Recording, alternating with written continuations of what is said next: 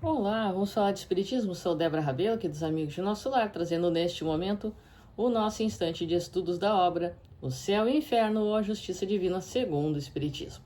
Estamos no capítulo número 6, Criminosos Arrependidos.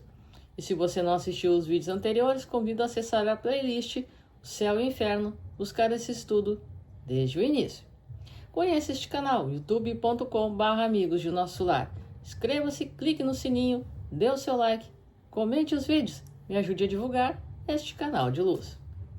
Hoje nós vamos iniciar a manifestação de um espírito confinado. E, como sempre, faremos a divisão em mais de uma parte para simplificar o estudo para todos e não tornarmos este vídeo longo, certo? Um espírito confinado. Em uma pequena casa perto de Castelnaudary, ouviam-se barulhos estranhos e ocorriam diversas manifestações que a levaram a ser considerada como assombrada por maus espíritos. Em razão disso, a casa foi exorcizada em 1848, sem resultado. O proprietário, Sr. D., tendo vindo nela morar, aí morreu subitamente alguns anos depois. Seu filho, querendo mudar-se para lá, em seguida, ao entrar num dos quartos, num determinado dia, recebeu uma violenta bofetada dada por mão desconhecida. Como se encontrava completamente só, não teve dúvidas de que o golpe tivesse vindo de uma fonte oculta, razão pela qual decidiu deixar a casa em definitivo. Na região, reza a tradição que um grande crime foi cometido naquela casa. O espírito que dera a bofetada foi evocado na Sociedade de Paris, em 1859, e manifestou-se por meio de violentos sinais. Sendo inútil qualquer esforço para acalmá-lo, São Luís, interrogado a esse respeito, respondeu: é um espírito da pior espécie, um verdadeiro monstro. Fizemos com que aqui viesse, mas não pudesse forçá-la a escrever. Apesar de tudo o que lhe foi dito, ele tem o seu livre arbítrio, do qual o desafortunado tem feito triste uso. Pergunta: este espírito é suscetível de melhora? Resposta: e por que não seria? Todos o são, este como os outros. Mas é natural que se encontrem dificuldades no caminho. Por mais perverso que seja o espírito, no entanto, a retribuição do mal com o bem acabará por sensibilizá-lo. Orai por ele, primeiramente, e voltai a evocá-lo dentro de um mês, e podereis verificar a mudança que nele terá ocorrido. Novamente evocado mais tarde, o espírito mostrou-se mais acessível e, aos poucos, submisso e arrependido das explicações fornecidas por ele e por outros espíritos, concluiu-se que, em 1608, quando morava naquela casa, havia assassinado seu irmão por ciúmes e rivalidade, cortando-lhe a garganta enquanto dormia, fazendo o mesmo alguns anos depois com a mulher que desposou após a morte do irmão. Morreu em 1659, aos 80 anos, sem que houvesse respondido pelas mortes, que pouca atenção receberam naqueles tempos confusos.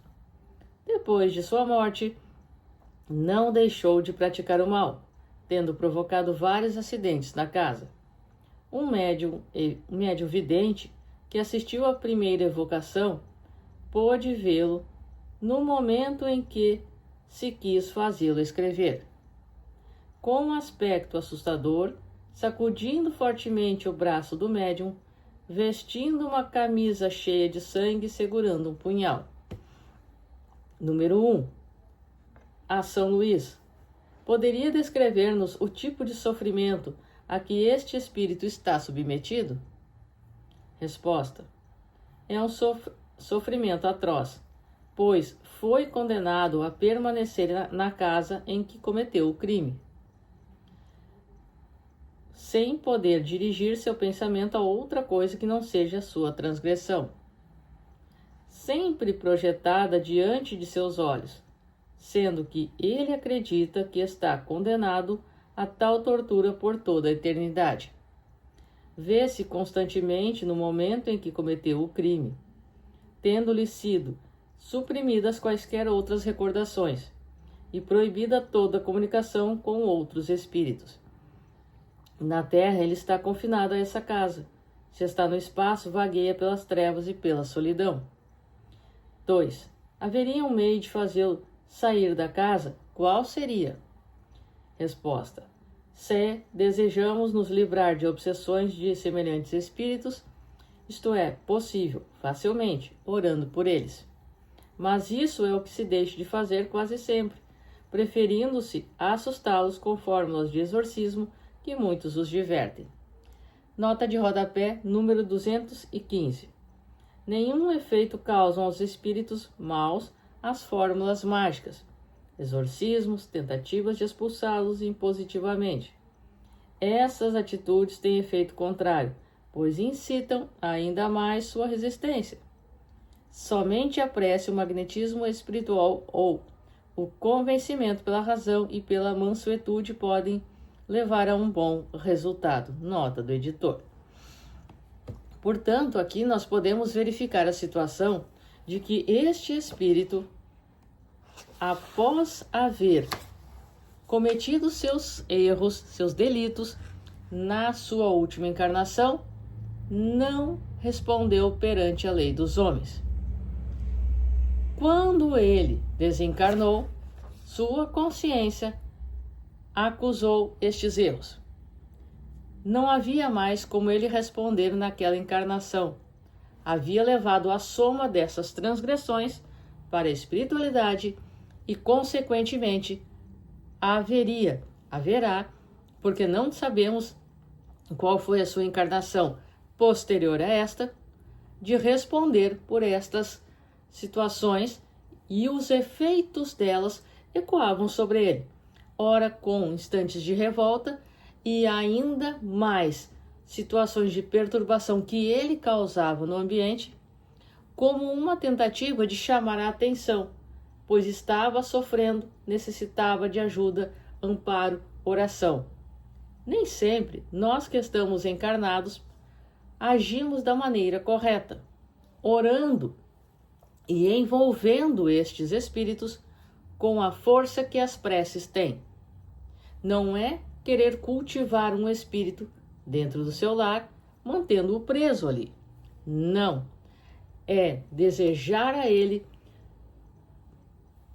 lucidez, amor, carinho, tal qual nós todos necessitamos. Desta maneira, não haverá motivos para ele continuar perturbando quem somente o ajuda. E ele irá se desprender dessa situação. Este espírito, até este momento, permanecia no local, exatamente por este mesmo motivo. Sou Débora Rabelo, um forte abraço para você, que os bons espíritos nos guiem, Jesus nos abençoe. Até a próxima.